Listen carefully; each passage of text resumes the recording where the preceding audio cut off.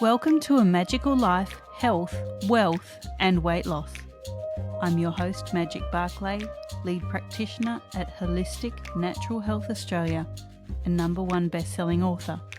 In this podcast, I aim to give you practical tips on how to accelerate and sustain your health, increase your financial, spiritual and emotional wealth, and to look at something that haunts many of us needlessly, weight loss.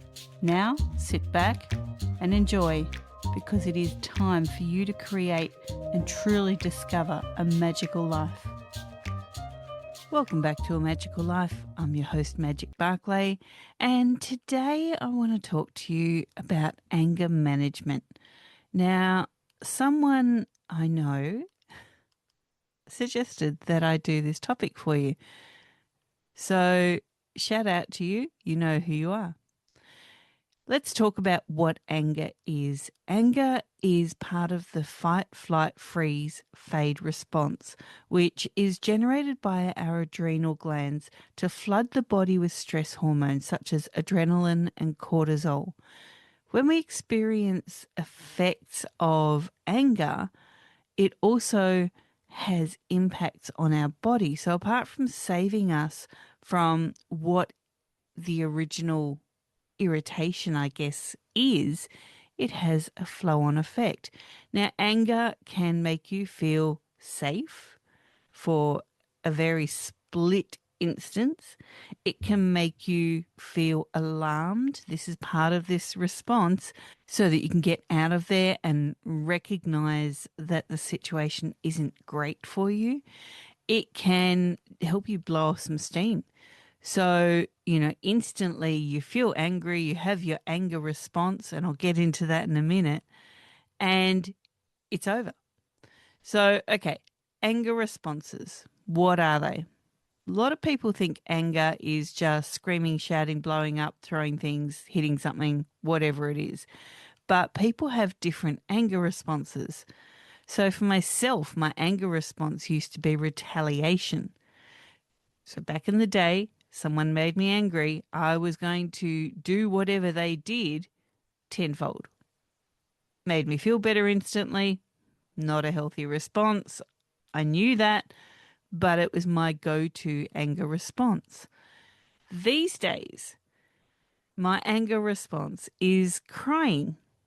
And it sounds weird, but it doesn't hurt anyone. It doesn't hurt me. Your anger response is like taking the lid off the pressure cooker, or like a bottle of fizzy drink when you shake it up. You take the lid off at once and it's going to explode everywhere and shoot up everywhere, right? But if you undo the lid just a little bit, let some of that air escape, that pressurized air, it's going to dissipate. So your anger response is hopefully undoing the lid slowly just to let a bit of pressure out. But for some people, it's taking the lid off instantly and exploding. So I used to be an exploder.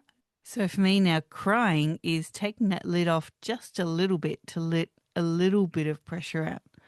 Now, however your anger response is facilitated is up to you. So like I said, mine used to be explosive and, very much do unto others kind of in a really bad way. And now it's crying. And so for me, when I feel that anger welling up and there's nothing else I can do and I have to release a little bit of pressure, I'll cry. It's not full on sobbing. It's just letting some pressure out. Anger can get worse with our hormone fluctuations. So for me, going into menopause, I realized I had to change my anger response, because every time my estrogen dipped really low, I got more angry. So, we need to know that times of our life, our anger will be reflected very differently within our body, and it will be encouraged or exacerbated by our hormone fluctuations. So, back to what anger does to the body.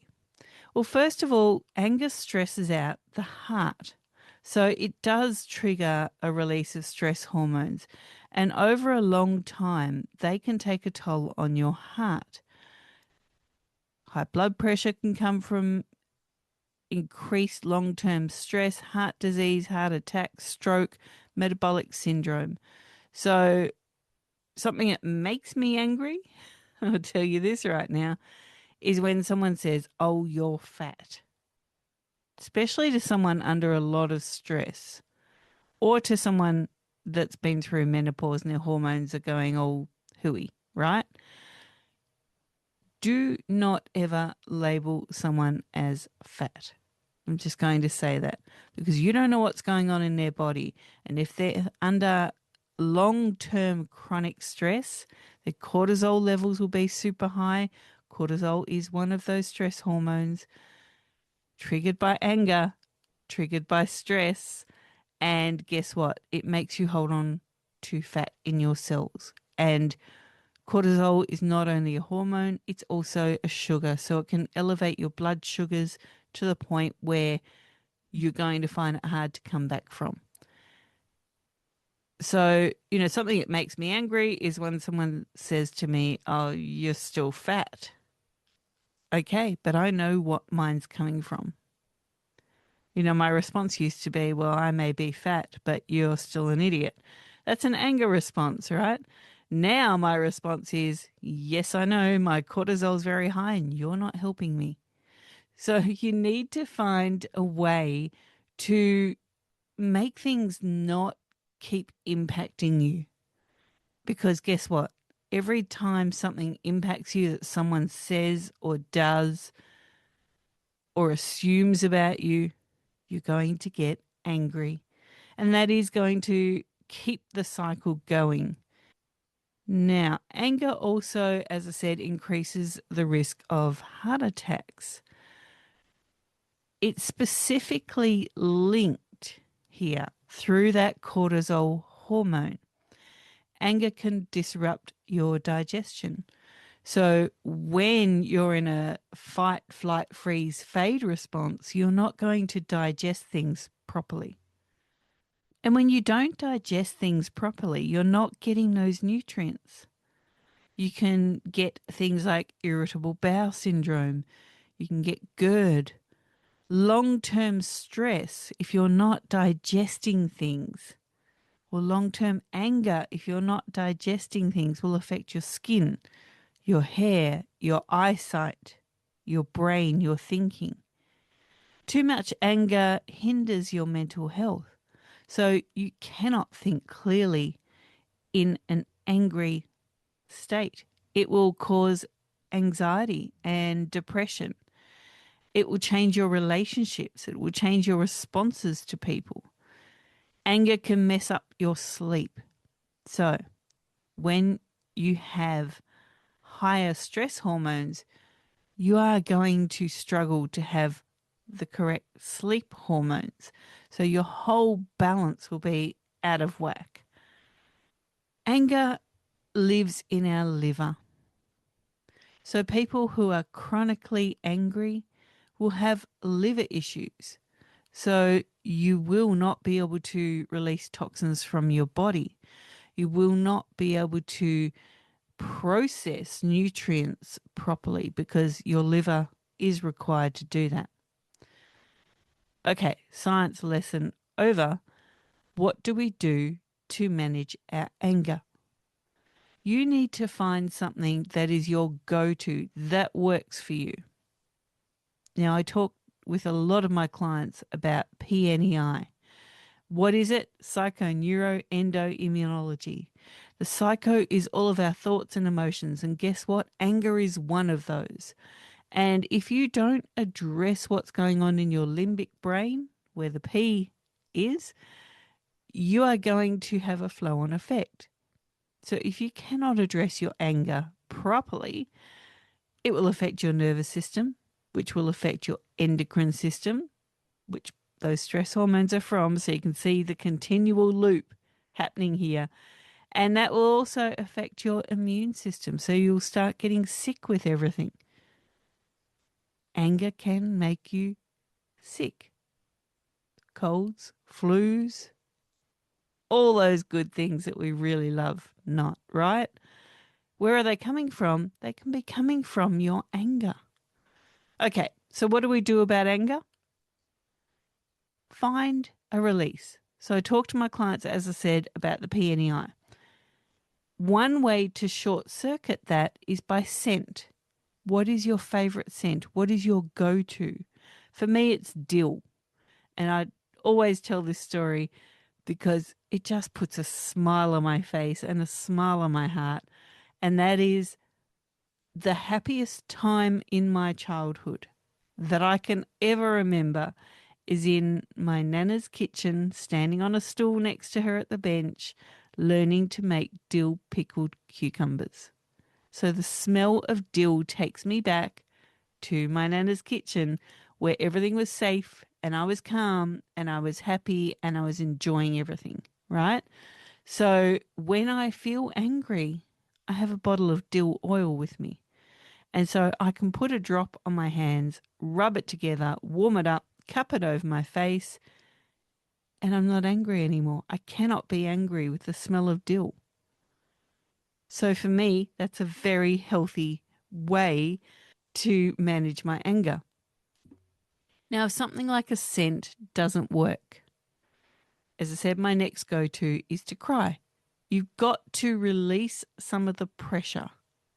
Okay, if you cannot take yourself out of the situation to calm down, and we'll talk about that in a minute, you need to release some pressure.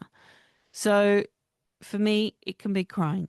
The crying doesn't mean I'm sad. The crying doesn't mean I'm hurt. The crying doesn't mean anything other than I am releasing pressure so that I don't explode at the person making me angry, or I don't explode at the situation making me angry. It's just releasing pressure. Okay, the best way to manage your anger, however, is get the heck out of the situation. This may mean something like, you're in the office, something makes you angry. You just politely say, "Excuse me, I need to step out." Go outside, walk around, take 10, 20, 30 minutes, whatever it is, walk around, dissipate the situation by taking yourself out of there. If you cannot do that, excuse yourself to the bathroom and just go and sit in there and wait and breathe and tell yourself this is okay. You are still safe. You are still okay.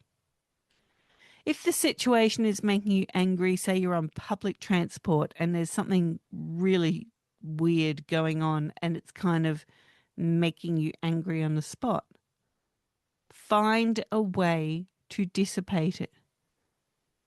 It may be playing with the hem on your shirt. It may be, turning your fingers around each other just to wiggle them around and get out of the situation.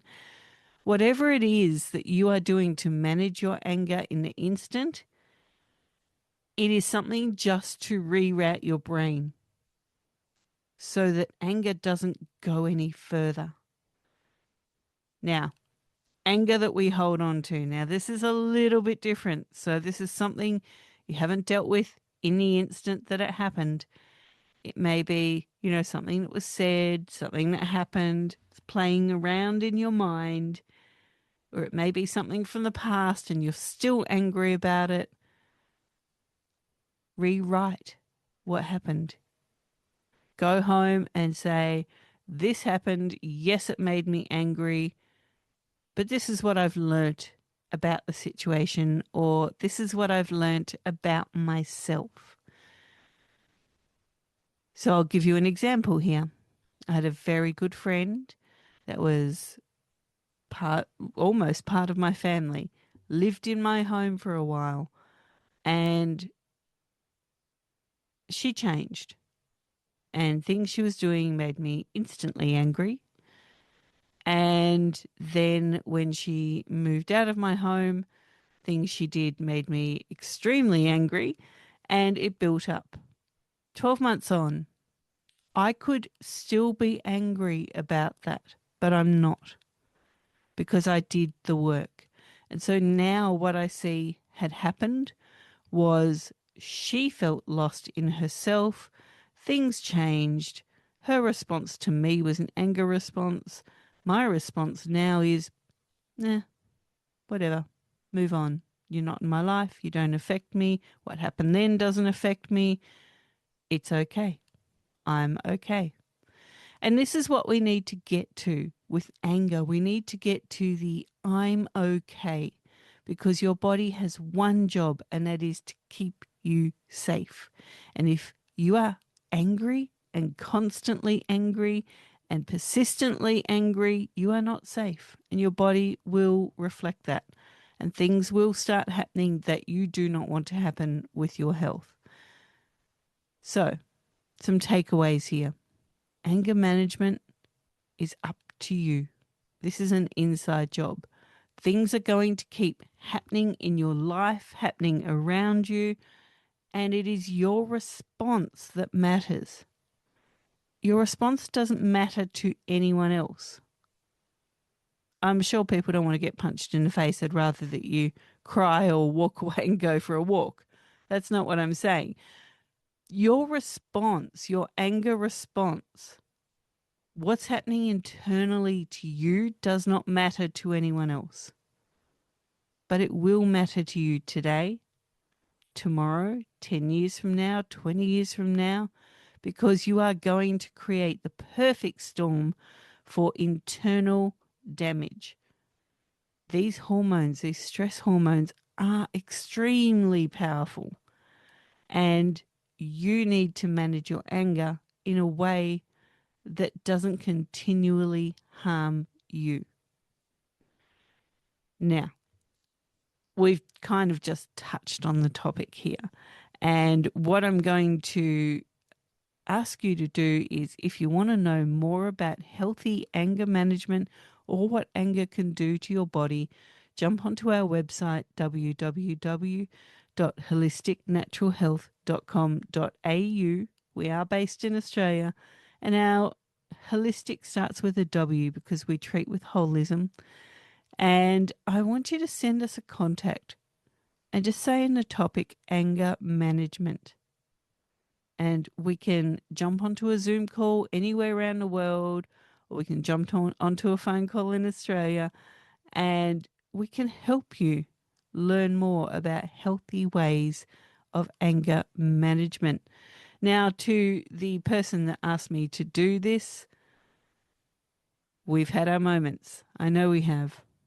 But hopefully my take on anger management has answered your questions, solved your issues, and if not, you know where I am. Let's talk further.